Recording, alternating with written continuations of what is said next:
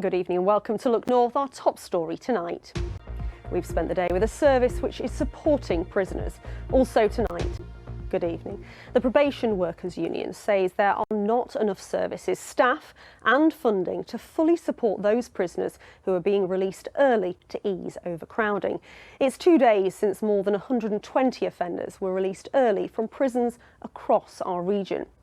The union says pressure on probation services and support for issues such as mental health makes those leaving jail more vulnerable to homelessness and addiction. Nicola Rees has been to see one father whose son was released early from Leeds prison on Tuesday.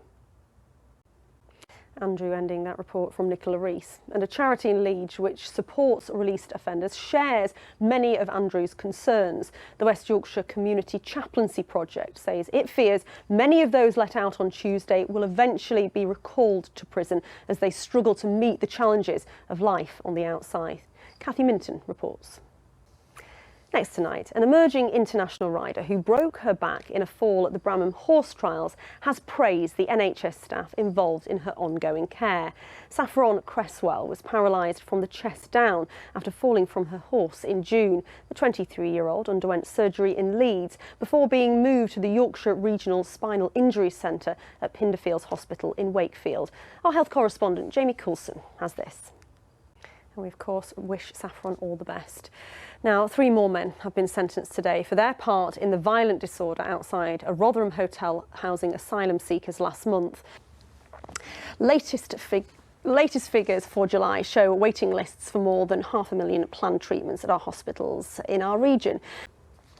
A teacher from a school in North Yorkshire has described being part of an NHS mental health support scheme as a welcome gift. It comes at a time that staff say 500,000 under-16s were referred for mental health help in the UK last year, a record high. Beth Parsons has been to one school in York to see how the scheme works.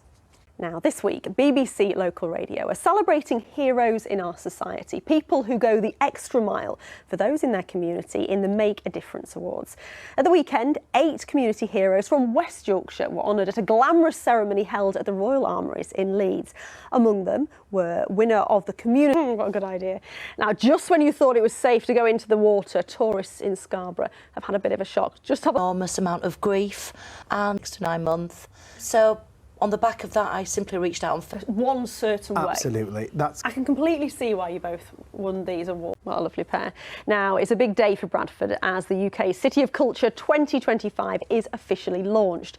Bradford was chosen 3 years ago and has been busy preparing for the 12-month-long celebration. 1,000 events are planned throughout 2025 to attract millions of visitors and boost the city's economy. Carla Fowler has been at the launch. How exciting. Now, an inventor from Sheffield has become a Guinness World Record holder by building the largest ever, wait for it, electric toothbrush. Ruth Amos and her colleague Sean Brown have their own YouTube channel, Kids Invent Stuff, where they turn children's ideas into working inventions. They were inspired by 11-year-old George, who wanted a giant toothbrush, but not for what you might expect. Would you? You'd have a heart attack if you were surfing, wouldn't you just? Anyway, I've got a really interesting statistic, because I know you've been away for some time. It's amazing.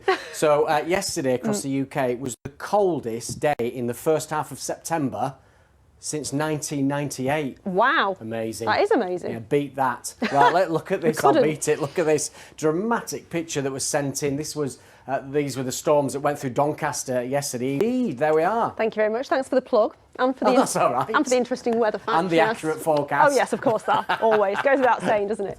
See you. Bye-bye.